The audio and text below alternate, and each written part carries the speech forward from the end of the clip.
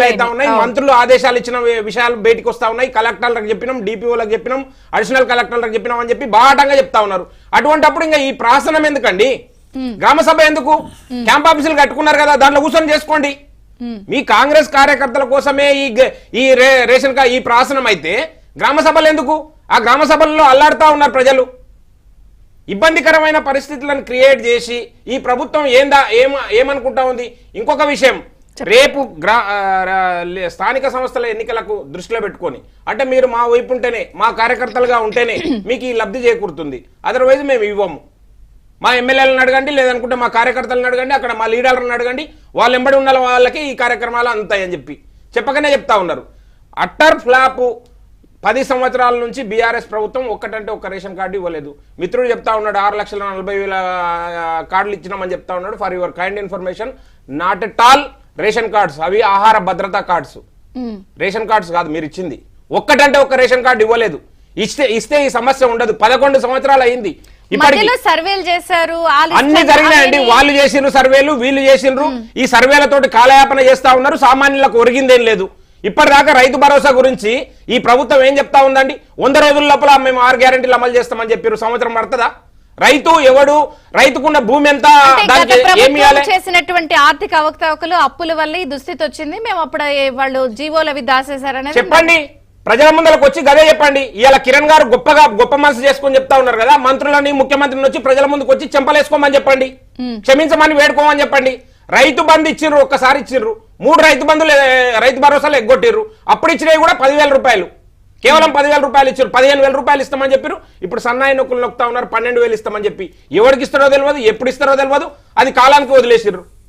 ఇది దుస్థితి ఈ రోజు తెలంగాణలో నెలకొన్నది. ఏమన్నా అంటే ఆర్థిక పరిస్థితి బాగాలేదు, తెలియదా? ఆర్థిక పరిస్థితి మీ దగ్గర ఇంత పెద్ద మేధావులు ఉన్నారు, మీ దగ్గర ఇంత పెద్ద మేధావులు ఉన్నారు, థింక్ ట్యాంకులు ఉన్నారు. మొత్తం మేము స్టడీ చేసినామని చెప్పారు. ఎన్నికల మేనిఫెస్టోలో పెట్టినప్పుడు మేము అన్ని ఆలోచన చేసి చెప్పినామని చెప్పారు. రాహుల్ గాంధీ గారిని తోలుకొచ్చారు, సోనియా గాంధీ గారిని తోలుకొచ్చారు, ప్రియాంక గాంధీ గారిని తోలుకొచ్చారు. ఒక్కొక్క డిక్లరేషన్ ఇచ్చారు, ప్రజల లోపల ఆశలు రేకెత్తించారు. ఆ ప్రభుత్వం విధ్వంసం చేసిపోతే ఈ ప్రభుత్వం కాల్చి మాడి మసి చేస్తా ఉంది. మిమ్మల్ని భుజాలకెత్తుకునేది ఎందుకు? మమ్మల్ని తొక్కమని ప్రజలు, సామాన్య ప్రజలు ఆ ప్రభుత్వం తప్పు చేసింది, అందుకనే మీకు అవకాశం ఇస్తే మీరు ఏం చేస్తా ఉన్నారు? అసలు ఇప్పుడు లోపం జరిగింది అంటారు. ఇప్పుడు వీళ్ళంటే 10 ఏళ్ళు ఉన్నారు, వీళ్ళు వచ్చారు, మీ వల్లంటే మీ వల్లని అంటున్నారు. లోపం ఎక్కడ? అధికారుల లోపమా, లేకపోతే నిర్వహణ లోపమా, లేదా రాజకీయంగా టర్న్ అవుతోందా ఇది? చంద్రిక గారు, ఈ ప్రభుత్వానికి ఒక విధానం అంటూ లేదు. ఆ విధానం ఒక ఎజెండా తయారు చేసుకుని ఆ విధానం ద్వారా ముందుకు పోతే ఏమన్నా అవకాశం ఉంటది. రేవంత్ రెడ్డి గారు ఎప్పుడో చెప్పిండు, ప్రజలకి అడ్డగోలు వాగ్దానాలు ఇస్తామో అవి ఇస్తేనే ప్రజలు నమ్ముతారు, మాకు ఓట్లు ఇస్తారు, అందలాలు ఎక్కిస్తారు అని చెప్పి ఎన్నికల కంటే ముందు కాదు ఆయన ఎమ్మెల్యే అయిన కొత్తలనే చెప్పిండు. ఏదంటే అది చెప్తాము, వస్తాము, వచ్చిన తర్వాత వాళ్ళ మనన వాళ్ళని వదిలిపెడతాము. ప్రజలు ఆశపడాల్సిన అవసరం లేదు. ఈ కాంగ్రెస్ పార్టీని పెనం మీద నుంచి పైలబడ్డ పరిస్థితి ఉంది. అక్రమంగా అవినీతి పరంగా జరుగుతా ఉంది. ఇలా ఏ కార్యక్రమం తీసుకున్నా మీరు ఏం చెప్పిండండి? అన్ని అవకతవకలు జరిగినాయి. 10 సంవత్సరాల లోపల బీఆర్ఎస్ ప్రభుత్వం లోపల అవకతవకలు జరిగినాయని చెప్పారు. ఒక్కటంటే ఒక్కటి నిరూపణ చేసిండ్రా? కాలయాపన చేస్తున్నారు విచారణ పేరు మీద, పొడిగిస్తా ఉన్నారు విచారణ కమిటీలను. ఎందుకు మీరు నిర్దిష్టమైన చర్యలు తీసుకొని ప్రజల ముందుకు రాలేకపోతున్నారు? ఒక్క కార్యక్రమం చెప్పండి. ఏ కార్యక్రమం తీసుకున్నా బీఆర్ఎస్ పార్టీలో అన్ని అక్రమాలే, అవినీతే, మొత్తం అవినీతి జరిగిందని అందరికీ తెలుసు. కానీ ఏం చేసిరు మీరు? ఏం చేస్తా ఉన్నారు? కొండన్నవి ఎలకను పట్టుకున్నట్టు చేస్తా ఉన్నారు. ఒక్కటంటే ఒక్క కార్యక్రమం చేస్తలేరు. ఈ రోజు చిన్న విషయం అండి, రేషన్ కార్డు అనేది ఎంత మామూలు విషయం, చాలా చిన్న విషయం. రేషన్ కార్డు కోసం ప్రజలు యుద్ధం చేయాలనా? అంటే పోలీసులు నిర్బంధాలు కొనసాగాలనా? ఒక్క నిమిషం, రేషన్ కార్డుల జారీ అనేది ఒక నిరంతర ప్రక్రియ కదా. ఎందుకు దీనికి ఇంత ఇంత ఇంత ఇంత గందరగోళమైన పరిస్థితులు నెలకొంటా ఉన్నాయి? గ్రామాల లోపల ఈ రోజు ఒక యుద్ధ వాతావరణం నెలకొనేటట్టు చేసిర్రు. పోలీసుల బందోబస్తు ఏంటండి ఇది? తెలంగాణ ఉద్యమ సమయంలో కూడా చూడలేదు ఇంత నిర్బంధాలు.